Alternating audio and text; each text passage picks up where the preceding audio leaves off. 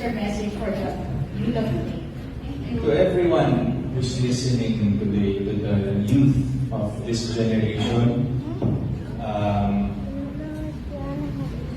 I've had a lot of experiences growing up from, being an average family. I lost my mom.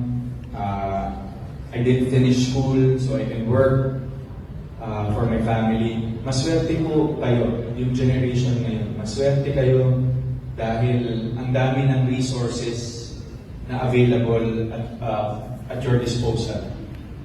Maswerte kayo, buo pa ang family nyo. Maswerte kayo, buo pa ang mga magulang nyo. Maswerte kayo that you were able to live a life of comfort because of these things available to you. But I will go back dun sa sinabi ko kanina. Let us be grateful in the simplest and smallest of things.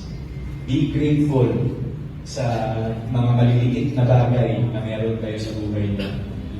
Alam ko, with social media right now, everything seems to be aspirational. May mag-reflex ng cellphone, may mag-reflex ng buhay, may mag-reflex na nakasakay sa aeroplano, naka-business class, may mag-reflex na nandito sila sa school na ganito. Flex culture is very dominant. A mother and a son. Family of two. Okay. Okay, bye-bye. So, hindi na ako natin pananagalin. Mr. Alden Richard! Check. Sabi ni Father, dito daw po kasi magsalita. Hello po, magandang hapon. Good afternoon again. First and foremost, gusto ko magpasalamat kay Father Jeff Quintela for inviting me here. And at the same time, maraming salamat po sa lahat ng mga tao. Welcome back, mga kaaldab.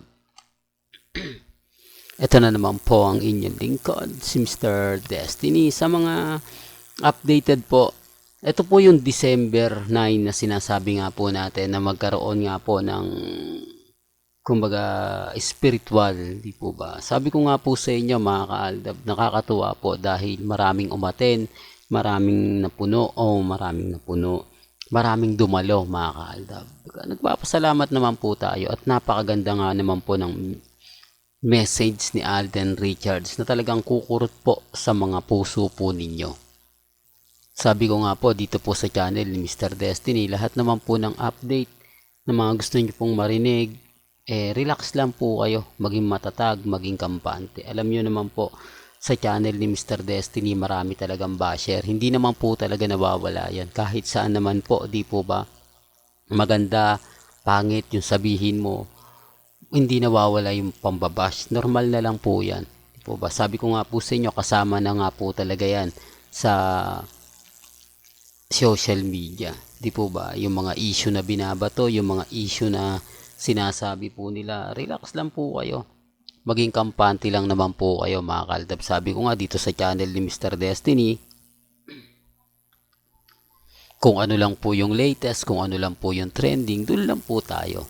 Huwag po kayong papaapekto sa mga sinasabi at pahayag ng iba. Ang importante lang naman po, kung ano po yung latest, doon po tayo. Tapos sasabihin nila, naku, fake news ka, Mr. Destiny, lahat ng mga sinasabi mo, hindi totoo. Lahat ng mga komento mo, hindi totoo. Okay lang po yan. Kasi ang dami pong mga bitter eh. Tapos yung issue po kay Katrina, wag po kayong basta-basta maniniwala. Gagawa po talaga sila ng paraan para maipasok po si Catherine, para mainsulto raw po si Daniel Padilla. Di po ba? Totoo naman po eh. Kung mapapansin nyo, nagkaroon po ito ng hidwaan dati. Yung pelikula kasi ni Alden Richards at ni Catherine, tinalo po yung House of Us. Na maraming nag-react, maraming pinalitan na ba yung tandem, mas pinaboran ba yung tandem nila Catherine at ni Alden Richards. Totoo to, mga kaaldab. Ang tagal na nagkaroon ng issue yan, tapos nagkaroon ng pagbubuhat, na binuhat daw po ni Catherine si Alden para umangat daw yung karir kasi palagpak na nga po raw yung karir ni Alden, floating na nga po raw, etc. Ang dami po nilang sinasabi. Marami na, kumbaga, sari-sari at iba-iba talagang emosyon ang mapapanood ninyo at mababasa. Sabi ko nga po sa inyo, dito po sa channel ni Mr. Destiny, lahat po ng mga gusto nyong sabihin, mapanood, mapakinggan, 101% latest po ito. Taliwas po sa mga sinasabi ng iba, taliwas po sa sinasabi ng mga. Kaya nga po mga kaaldab, andito si Mr. Destiny para magbigay sa inyo ng mga update, magbigay sa inyo ng mga kaganapan, di po ba? Tapos sasabihin nila, ako Mr. Destiny, totoo yon. Okay lang po, kasi alam naman po natin na may gagamitin. Alam naman po natin na yung issue kay Catherine at kay Alden talagang maingay, di po ba? Tapos nag 20 million followers pa, grabe, ang bilis, no? Ito yung paliwanag ko mga kaaldab, malakas yung simpatya ng mga netizen, lalo na po kapag yung babae yung agrabyado, kapag yung babae yung kumbaga nasaktan, di po ba? Totoo naman po kasi halos yung simpatya na kay Catherine, kasi sino nga po ba yung nanloko? Sino nga po ba yung niloko? Di po ba? Kayo na po bahala mag-react niyan, kayo na po bahala magkomento at bakit dumami ng bigla ang followers ni Catherine. Kaya nga po magkakaroon ng mga issue na ganito. Kaya nga po may mga issue na ganon.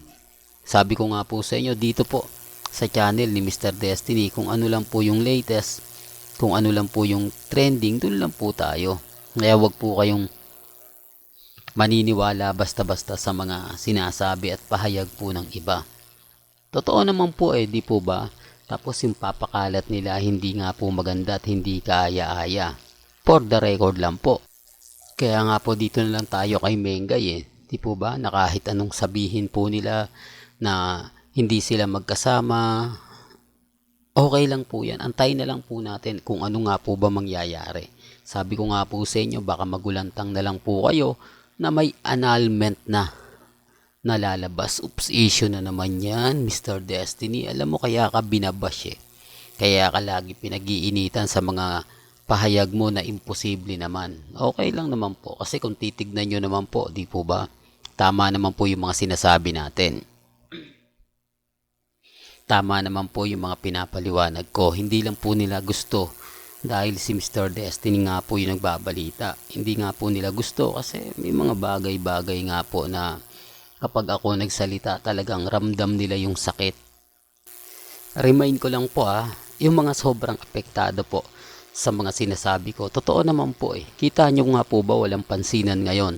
O parang hindi man lang nagpo-post si Mengay kay Ibiang sa Singapore? Pansin nyo po ba na dati-rate kumbaga yung tipong post na talagang nagpapakilig sa mga army, nagpapakilig sa mga main fanatics, pero ngayon wala Pansin nyo po ba? Real talk mga kaaldab.